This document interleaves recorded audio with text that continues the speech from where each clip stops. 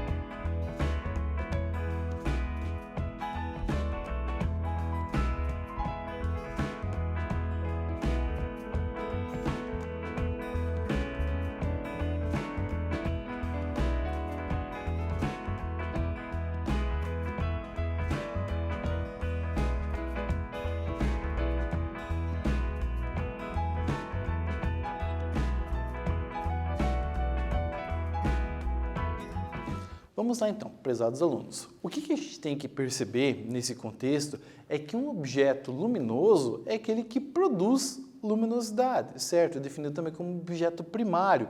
Já, por sua vez, um objeto secundário, ou definido também como iluminado, é aquele que não produz luz, certo? Então, vamos aqui, dentro desse conceito, vamos avançar aqui dentro do nosso quiz. Então, olha o que ele diz ali, vamos imaginar uma vela. Pessoal, tendo essa vela, a gente pode considerar como objeto primário, ela é uma fonte produtora de luminosidade, ok? Temos ali a ideia de uma rocha. Uma rocha, por exemplo, ela não vai brilhar no escuro. Então, aí você tem que ela é definida como objeto secundário ou objeto iluminado. Temos ali a ideia da lâmpada acesa. Do mesmo contexto que temos ali, ela também será uma produtora de luminosidade, certo? Dentro dessa característica, definimos então como objeto luminoso, certo? O Sol e as estrelas, de um modo geral, pertencem à mesma família. Por processos nucleares, acaba emitindo calor e também luminosidade, certo? E nesse contexto, temos então que tanto o Sol quanto as estrelas, de uma maneira geral, podemos definir como objetos primários ou luminosos. Agora, tem um detalhe muito importante aqui que se refere à Lua. Quando você vai estar trabalhando com a Lua, muitas pessoas não conseguem definir com exatidão se é um objeto definido como primário ou secundário, ou luminoso ou iluminado. Então, dentro desse contexto, o que você consegue perceber? Aí você vai mais até pela tua noção de observação. A Lua temos então 4 fases, sendo elas nova, crescente, cheia e minguante. Ela não é contínua em apenas uma única fase. Se a Lua fosse um objeto luminoso, ela estaria estando sempre na fase da Lua cheia, que não é o caso. Você consegue perceber esse tipo de variação conforme a movimentação que a Lua faz ao redor da Terra. Dentro dessa característica, o que temos então que a gente consegue definir? A Lua, na verdade, ela vai estar funcionando como se fosse um espelho do Sol. O raio solar bate na Lua, ao qual é refletido para o nosso planeta. Por intermédio disso, conseguimos perceber então as fases da Lua, certo? Então podemos definir a Lua então como um objeto iluminado, certo? Da mesma maneira, o objeto secundário. Temos então que um planeta na mesma forma de abrangência. Quando você vai observar um planeta, é porque a luz do Sol acaba incidindo na atmosfera planetária e acaba sendo refletida para a nossa observação, seja a olho nu, que alguns planetas você consegue estar percebendo, seja com o fato ali de lentes telescópicas ou até de sondas. Uma dica para vocês, até para vocês conseguirem identificar um planeta no céu. Quando você vai olhar uma estrela, a estrela sempre parece fazer isso aqui, ó, cintilar, ela fica meio que piscandinho. Um planeta tem um brilho contínuo. Então, assim, alguns planetas são de muito fácil observação, que é o caso de Vênus, definido também como estrela d'alva, Júpiter, que você consegue estar vendo com muita facilidade, e até qualquer coisa, guias na internet, você consegue estar observando com uma maior exatidão, mas você consegue definir aonde uma estrela, ela sempre cintila, ela fica meio que piscandinho, e já um planeta tem um brilho contínuo, e isso pode auxiliar vocês a estar observando um ou até mais do que um planeta aí, estando na sua residência, aproveitando essa época de pandemia, ok? Então, vamos ali então, à nossa próxima tela, vamos definindo também planeta como objeto secundário. Então, vamos ali, a nossa próxima tela. Então, vamos trabalhar com o conceito de objetos, sendo eles primário e secundário. O que é um objeto primário, luminoso? Para a gente relembrar, é um objeto que produz luz. E aí temos ali a ideia de uma estrela, fogo, uma vela que venha estar trabalhando dentro desse contexto. Então, você acaba caracterizando que ela acaba produzindo luminosidade. Assim, alguns animais também fazem isso. Eu quero retomar um pouquinho com vocês uma animação que, se vocês não assistiram, já devem ter ouvido falar, que é chamado Procurando Nemo. Na hora que o pai do Nemo está à procura dele e tem um peixe bem diferente, que você acaba vendo ali no fundo do mar, que ele tem como se fosse uma lanterna, basicamente, que acaba nascendo da testa dele. Então você consegue definir esse tipo de animal como sendo um objeto ou um animal luminoso, então ele produz luminosidade. Da mesma maneira, um vagalume acaba fazendo isso. Então você tem esse tipo de descrição que você consegue estar observando também em animais. E aí você consegue estar vinculando esse contexto. Não são só alguns objetos como estrelas ou uma vela que isso pode ocasionar ou ocorrer, certo? Vamos ali então definir aqui o objeto secundário, que ele é definido como um objeto iluminado. E dentro desse contexto são objetos que não produzem luz. E aí você consegue estar percebendo madeira, tijolo e até na sua residência determinados objetos e numa grande variedade você consegue estar percebendo isso. O seu material escolar mesmo, você consegue estar percebendo isso, ok? Então temos essa essa caracterização que a gente consegue estar observando ao longo de todo esse contexto. Vamos avançar aqui então? Ó, temos ali então um exercício para vocês pensarem um pouquinho. Olha o que ele diz ali, ó. Marília e Dirceu estão em uma praça iluminada por uma única lâmpada. Assinale a alternativa em que estão corretamente representados os feixes de luz que permitem a Dirceu ver Marília. Vamos ali, a nossa primeira imagem. Então está dizendo ali, ó, que a luminosidade sai da lâmpada, vai até Marília, que chega até os olhos de Dirceu. Na segunda opção, temos ali que a luminosidade sai então desse poste, avança até Dirceu e vai para os olhos da Maria. Temos ali então, na terceira, que o raio luminoso sai de Dirceu, vai até Marília e também o foco luminoso avança com a luminosidade até a Marília. E a última opção, temos que o direcionamento do feixe luminoso avança de Dirceu, avançando até o poste e avançando até a Marília. Então, um tempinho para vocês pensarem na resposta.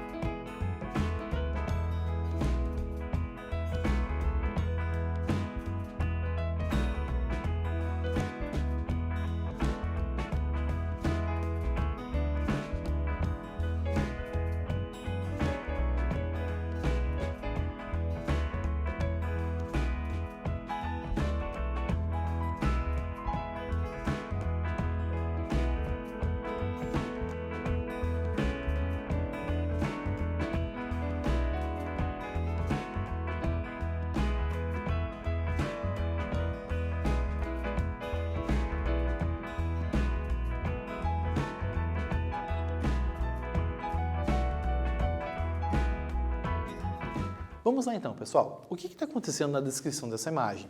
Para que você consiga estar percebendo então aonde você vai ter ali que Dirceu consegue estar vendo Marília, olha o que acontece. Vamos ali às nossas opções.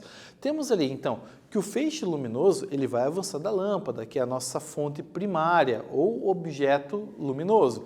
Avança até Marília, aonde você vai ter que a luminosidade que bate nela acaba sendo refletida e avança, por exemplo, ali até os olhos de Dirceu. E temos ali então que a letra A é a nossa opção. É importante termos objetos ali então que sejam iluminados. Basicamente tudo que você tem na sua casa está dentro dessa caracterização. E aí você vai ter talvez um foco um pouco maior, um pouco melhor, seja mais fosco ou mais nítido, aí você consegue estar observando também esses componentes. É importante o objeto luminoso? Sim. É importante iluminado? Também é, ok? Cada um com a sua característica e a sua especialidade, vamos dizer assim, ok? Vamos avançar até a nossa próxima tela? Temos ali então, retomando então os conceitos de meios ópticos. Lembrando, pessoal, que temos objetos definidos como transparente, translúcidos e opacos. O que isso quer dizer? Lembrando que o objeto transparente você consegue estar vendo com uma grande nitidez a imagem do objeto que está depois desse componente. Imaginando que você está, por exemplo, no transporte coletivo ou no ônibus escolar, e isso tanto de dia. E aí você olha, por exemplo, pela janela, você consegue observar com uma maior exatidão tudo que está fora, está externo ao ônibus. Então aí você consegue estar percebendo com uma ampla caracterização. Não precisa o vidro estar aberto para que você consiga observar. Você consegue ter uma noção bem ampla do que está acontecendo, certo? E isso é definido como objeto transparente. O objeto translúcido, por sua vez, você consegue estar vendo, mas se perde detalhes e talvez informação. Aí temos, por exemplo, a ideia de tijolos de vidro, que acaba fazendo justamente esse conceito. Dentro dessa caracterização que você consegue estar observando, temos diversos tipos de vidro que você consegue perceber, às vezes até mesmo na sua casa. Geralmente o vidro que você tem no seu banheiro, ele é diferente das demais peças. Ele acaba sendo um pouco mais fosco, mais talvez chamuscado, martelado, canelado, aonde você não consegue ter um maior detalhamento visual quando você observa. Você consegue ter uma noção, mas você não consegue ver com maiores detalhes. Isso é a característica do objeto translúcido, ok? Quando temos objetos opacos, por sua vez, o que isso vai estar ocasionando? Isso vai fazer com que você não consiga estar vendo além daquele objeto. Por exemplo, se você está na sua casa, você escuta alguém batendo no seu portão, você não está vendo que alguém está lá, mas você consegue perceber de maneira auditiva, mesmo que você não tenha enxergado ainda essa pessoa.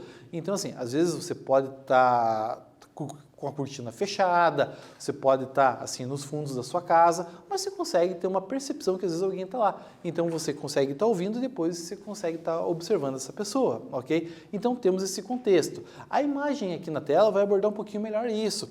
Temos aqui então, ó, por sua vez, a primeira imagem mostra ali uma caracterização de um objeto transparente, na segunda um objeto translúcido e na terceira um objeto opaco. Então aí você consegue ter uma percepção até melhor do que está ocorrendo aí ao longo dessa situação, ok? Avançando até a nossa próxima tela, temos aí então a dualidade onda-partícula. O que temos? Algumas caracterizações de pessoas que foram de fundamental importância dentro desse contexto.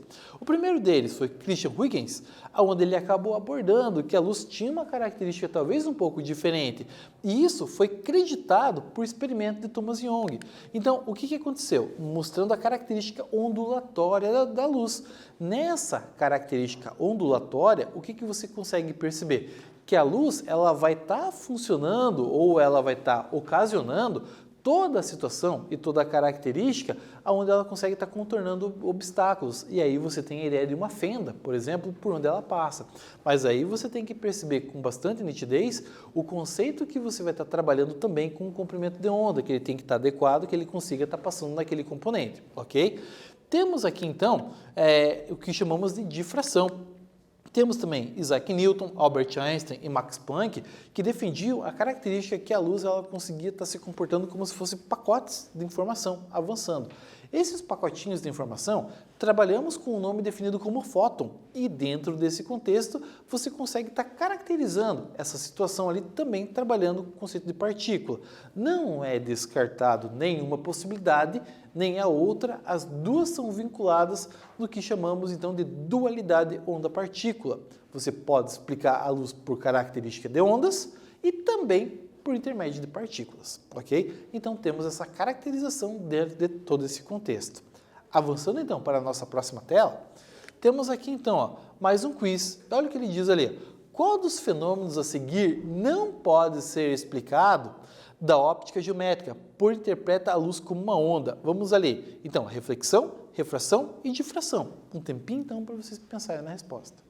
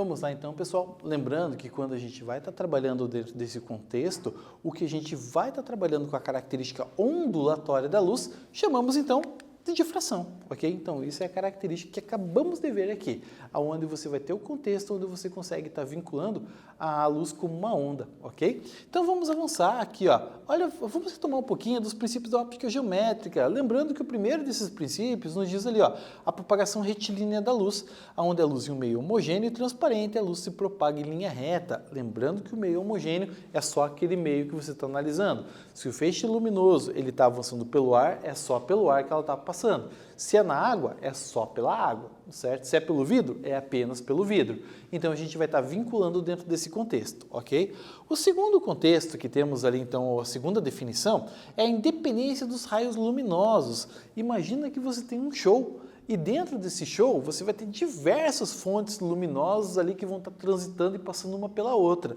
Quando você tem essa característica, não vai ter então interferência. O feixe luminoso que é vermelho continua sendo vermelho, o azul continua sendo azul, o amarelo continua sendo amarelo e assim a gente trabalha de maneira sucessivamente, certo? Independente das cores que você tenha trabalhando ali dentro desse contexto.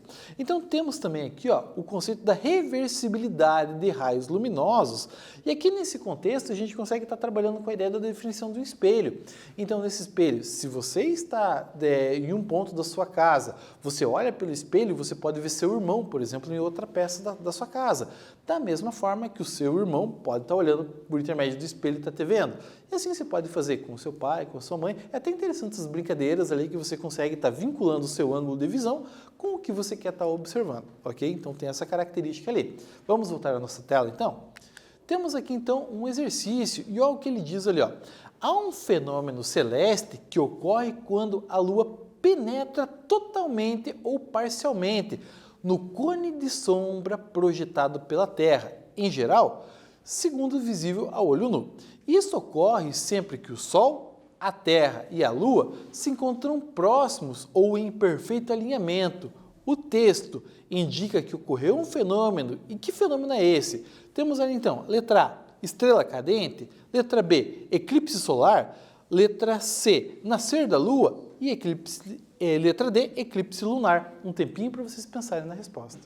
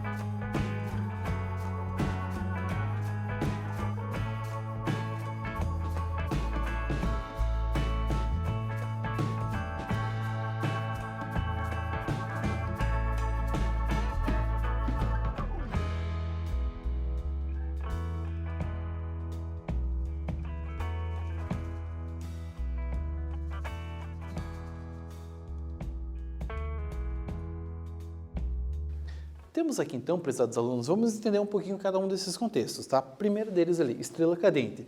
Muitos já ouvem falar, assim, o que é uma estrela cadente, tem uma noção, faz um pedido. Gente, não adianta fazer isso. O que acontece? Uma estrela cadente, na verdade, são fragmentos de objetos que estão fora da atmosfera do nosso planeta, que quando adentra na atmosfera por causa da sua alta velocidade, vai gerar atrito. Nesse atrito que está tendo em alta velocidade, o que acontece? Vai fazer com que esse objeto acabe se incinerando, ou seja, pega fogo. E aí você acaba observando ele como se fosse uma estrela cadente. E isso é o que chamamos ali, certo? Quando essa estrela cadente, vamos dizer assim, ela tem um tamanho muito grande e ela acaba chegando, por exemplo, aqui no solo e você consegue perceber ele, temos então um meteorito. E aqui no Brasil, na Bahia, temos ali que foi encontrado o maior meteorito brasileiro em 1789, chamado Bendengó. É uma rocha, basicamente, que você tem de 3,5 toneladas, certo? Então, assim, isso é um meteorito que temos ali. É uma estrela cadente que não se incinerou por completo. Vamos ali à nossa tela. Então, assim, a gente já descarta essa opção. O eclipse solar é o alinhamento que temos ali, então, entre o Sol, a Lua e a Terra, onde você consegue estar projetando a sombra da Lua no nosso planeta. O nascer da Lua, é possível ver isso? Sim. É como o nosso planeta está girando e a Lua também está girando ao redor do nosso planeta, a Lua nasce e também se põe. Mas o que a gente vai estar trabalhando não é esse contexto. O que descreve aqui na situação do exercício é o eclipse lunar, ok? Então temos essa característica dentro de toda essa situação ali. Vamos à nossa próxima tela? Então temos aqui também a ideia da velocidade da luz. Gente, a velocidade da luz é importante que você consegue estar trabalhando com a velocidade máxima ou o caráter máximo de velocidade que conseguimos estar trabalhando.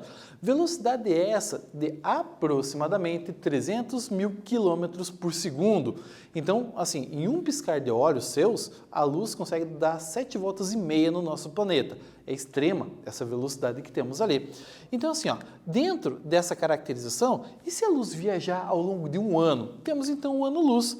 Agora, o que a gente vai estar trabalhando? O ano-luz é a distância percorrida pela luz ao longo de um ano. Mas como a gente consegue estar calculando esse contexto? Vamos pegar ali a velocidade da luz em um segundo, cerca de 300 mil quilômetros. Vamos multiplicar por 60 segundos, que tem um minuto, por 60 minutos, que tem uma hora, por 24 horas, que tem um dia, e também por 365 dias, que tem um ano. Chegaremos a um valor de 9 trilhões 460 bilhões de quilômetros. Isso equivale, meus nobres, a apenas um ano-luz, certo? Então temos objetos que estão a distância muito maiores do que isso. E a nível astronômico é extremamente normal, ok? Vamos ali então à nossa próxima tela? Então, olha o que ele fala aqui, Terra é o terceiro planeta em ordem de afastamento do Sol. Situa-se a 150 milhões de quilômetros da nossa estrela-mãe, no caso o Sol.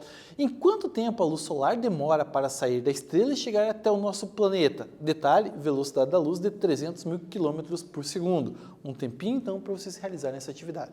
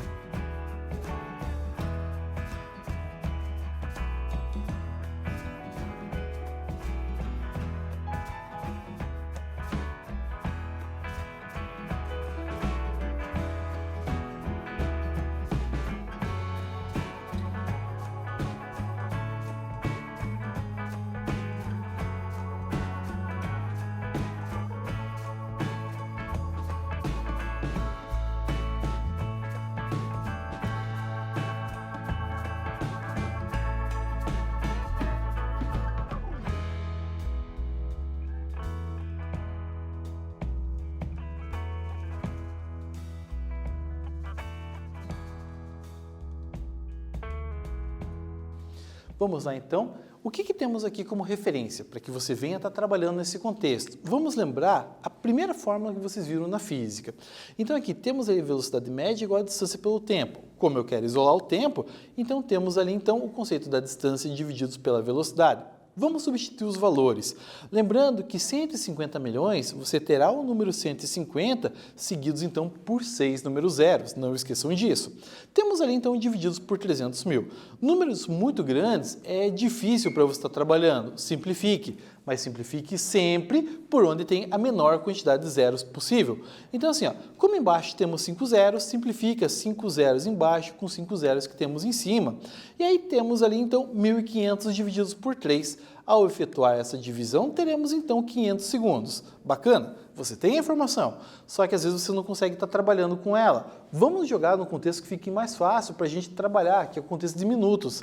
Então, vamos pegar ali esses 500 segundos e vamos dividir por 60 segundos que compõem um minuto. Que número eu multiplico por 60 que chega perto de 500? Será o 8. Ao fazer 8 vezes 60, isso dará 480. E ao fazer 500 menos 480, isso vai dar 20. Eu dependo do resto para estar avançando nesse contexto. O número que está embaixo da chave representa a quantidade de minutos que eu vou ter. E o resto representa a quantidade de segundos. Isso quer dizer o quê? Que a luz do Sol demora 8 minutos e 20 segundos para avançar da nossa estrela até o nosso planeta, ok? Então esse é o contexto que temos ali. Então assim, o que vimos aqui? Os conceitos de óptica, as características da óptica, retomando também o contexto da óptica geométrica. Então me despeço aqui nessa aula de vocês e nos vemos na próxima. Um grande abraço e até a próxima aula.